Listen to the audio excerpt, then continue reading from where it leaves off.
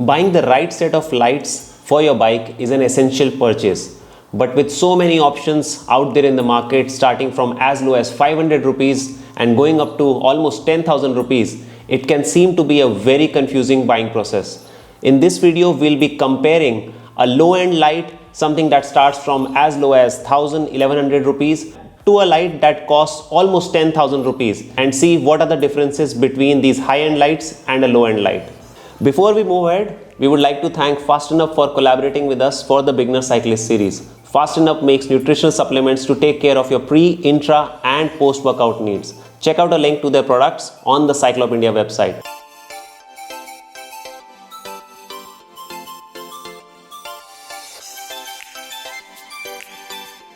So when you go out there in the market to select the correct bike light for you, one thing that you need to consider is the lumens that the light throws. Lumens is basically a measure of the intensity of light that is thrown at the road in front of you. So you might want to select a light which is appropriate for the riding conditions that you normally ride in. So now let's get out there, go to a completely dark trail and show you how bright each of these lights are. But before we start showing you the capabilities of these lights, we want to show you how dark this bylane is. Let's switch off all the lights. There you go. It's completely dark and the screen is completely blacked out. Let's get started. So what we will be doing is we'll be switching on one light after the other and showing you how the brightness of this scene changes as and when we switch on more lights. Let's get started with the 200 lumen light first.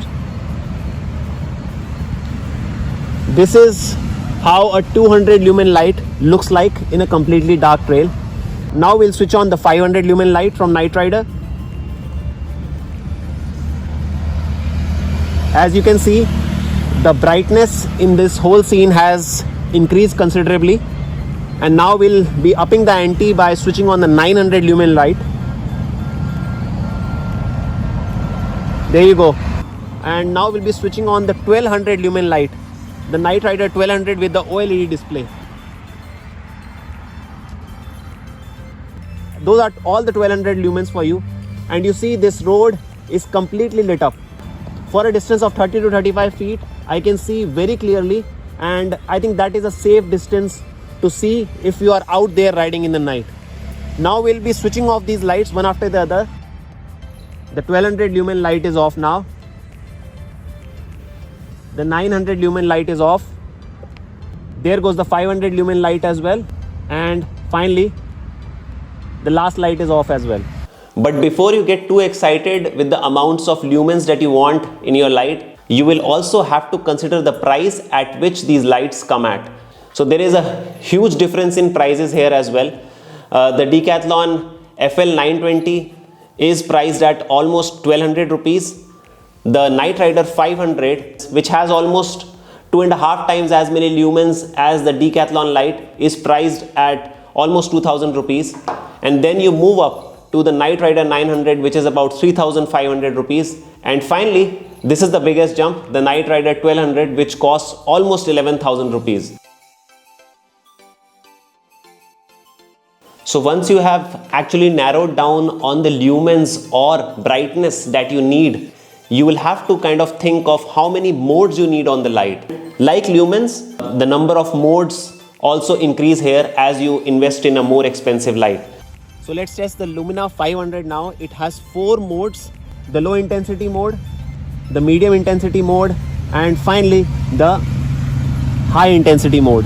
It also has a walk mode, and this is the blinking mode, which can be activated by doing a long press on the button. So let us switch on the Knight Rider Lumina 900 now and see all the modes on offer. This is the low intensity mode, medium intensity, and finally the high intensity mode. And then you can actually move to the blinking modes. So now we'll be showing you all the modes in the Knight Rider 1200 OLED light. I'll start off this light, and this is the low intensity mode. Next is the medium intensity, and then you have the high intensity. All the 1200 lumens are being used right now.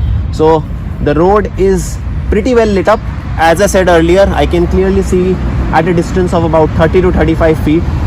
And then you can switch on to all the blinking modes. There are 3 to 4 blinking modes as well. We can simply switch to those modes by pressing the menu button here.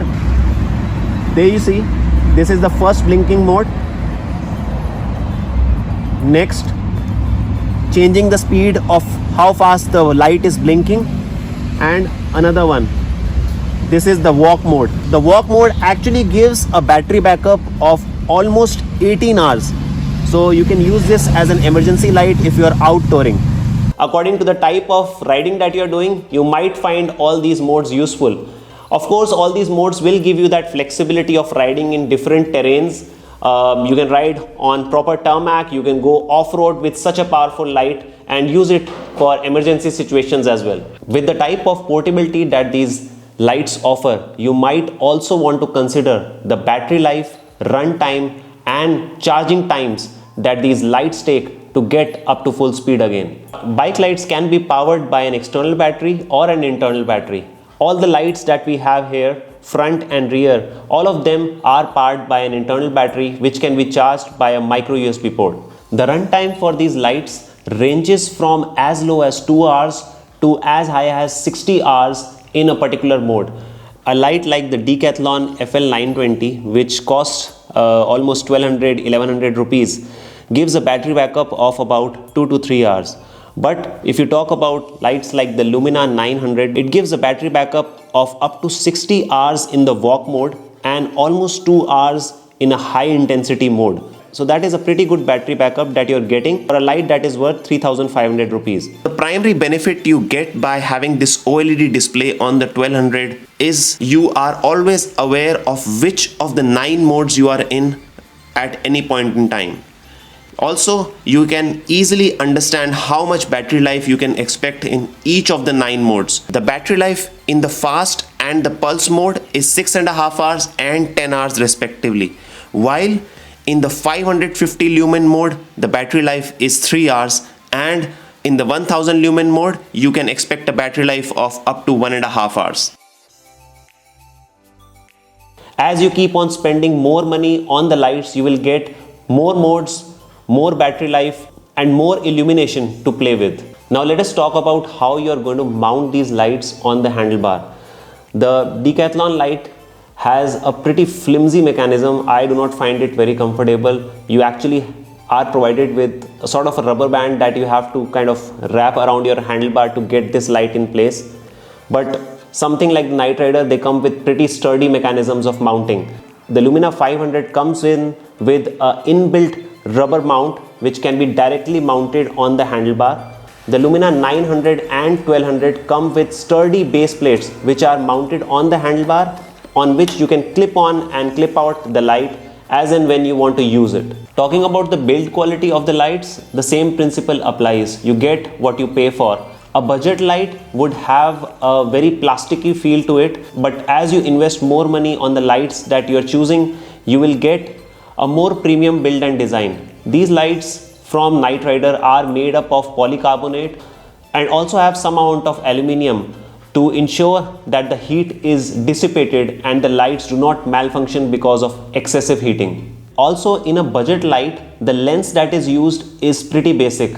But when you talk about these high-end lights from Knight Rider, they use quality lenses that provide a spot and flood pattern at the same time, and hence they are useful in multiple conditions.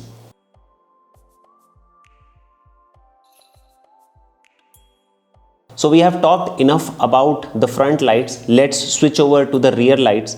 The rear lights are pretty simple in nature. They do not have all these complex modes like the front lights, but still there is some technology to it. When you look at the basic light, which costs about 200-300 rupees, that comes with just 2 LEDs. The amount of visibility that it gives you on the road, I feel, is not sufficient, and you should definitely not use it as a daily driver. But when you move on to branded lights like the one from Knight Rider, generally you would have an array of LEDs in the light, like in the Sabre 110, or 2 lights like in the Solace 250. The illumination provided by rear lights maxes out here at the 250 lumen range, but this light the Sentinel 250 actually has something extra to it.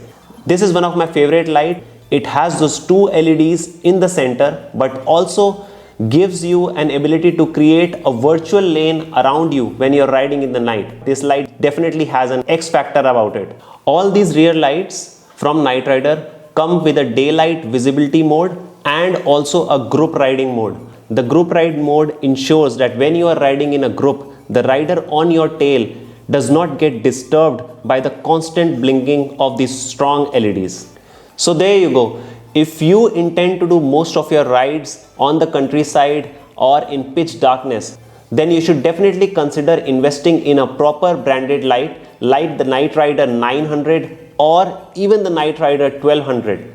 These lights definitely justify the premium. I hope this video helps you choose the perfect light setup for your bike. All the front lights and the rear lights that we have shown in this video are available on the Cyclop India website. We have left the relevant product links in the description box below so that you can check out each and every light and choose the one that you like. If you like this video, stay subscribed to the Cyclop India channel, share the video, and we'll see you in the next one. Bye-bye.